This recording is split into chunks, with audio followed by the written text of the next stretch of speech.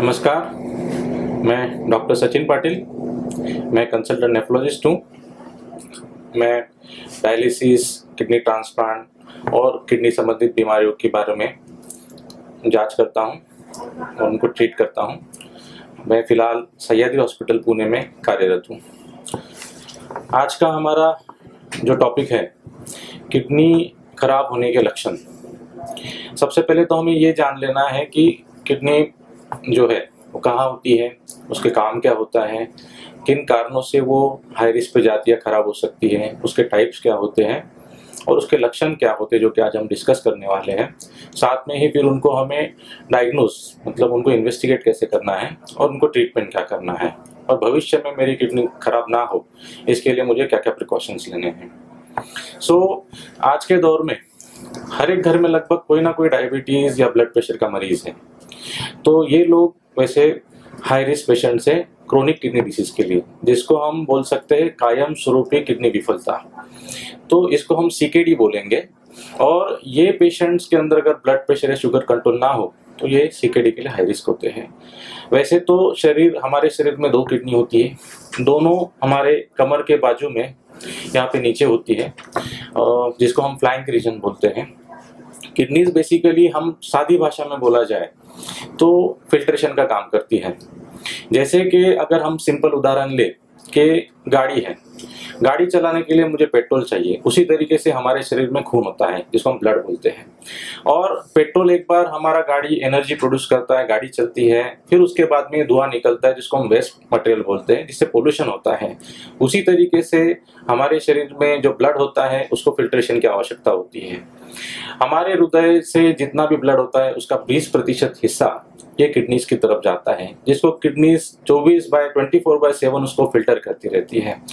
और उसमें भी ऐसा है कि खून फिल्टर करने के बाद में फिर कुछ वेस्ट मटेरियल बनता है जिसको हम विषाक्त पदार्थ बोलते हैं, जिनको निकालने का काम किडनी करती है। तो किडनी का मेन काम क्या है? जैसे अभी हमने बोला कि वेस्ट मटेरियल को शरीर के बाहर निकालना, शरीर के अंदर पानी, जल मतलब इनका और जो खनिज होते हैं, अलग अलग तरीके के क्षार होते हैं, सोडियम, पोटेशियम, कैल्शियम, फास्फोरस, अलग अलग तरीके के इन मिनरल्स का बैलेंस मेंटेन करना। खास करके किडनी एक इरिथ्रोपोइटिन बनाती है जिससे आपके शरीर का हीमोग्लोबिन लेवल मेंटेन रहता है।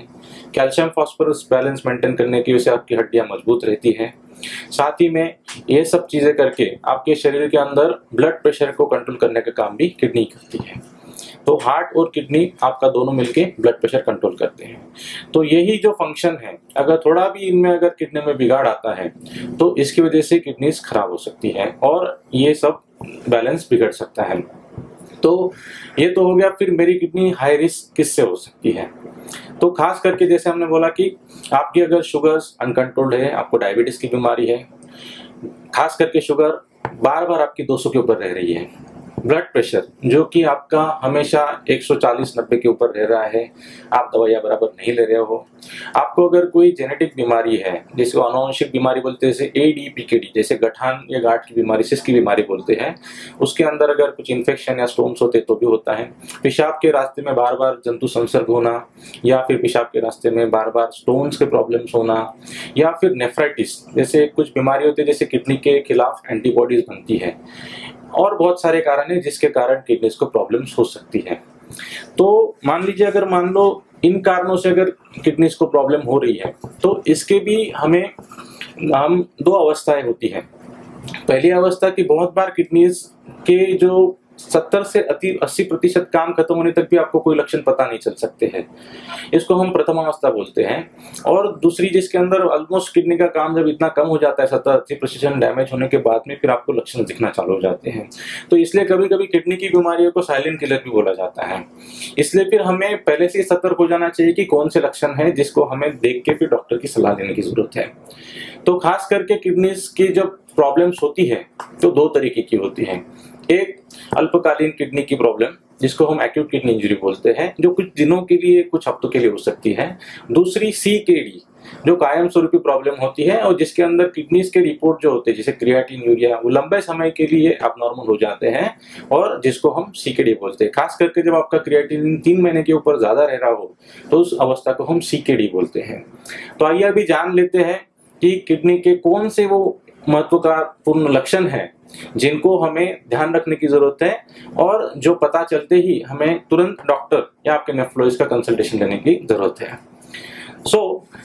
इसमें खास करके मैं आपको 12 से 13 ऐसे लक्षण बताऊंगा कि जिनको हमें खास करके ध्यान रखना है। कि जैसे पेशाब, सबसे पहले तो किडनी जो भी कचरा निकालती है वो पेशाब में निकालती है, तो फिर पेशाब की जो समय है या पेशाब की जो मात्रा है उसमें बदलाव होना, तो मतलब रात के समय खास करके पेशाब को बार बार उठना, या पेशाब की जो मात्रा है वो दिन में 500 ml से भी कम हो जाना, या पेशाब की मात्रा बहुत ज्यादा होना, माने कि 4 लीटर या 5 लीटर के ऊपर पेशाब होना।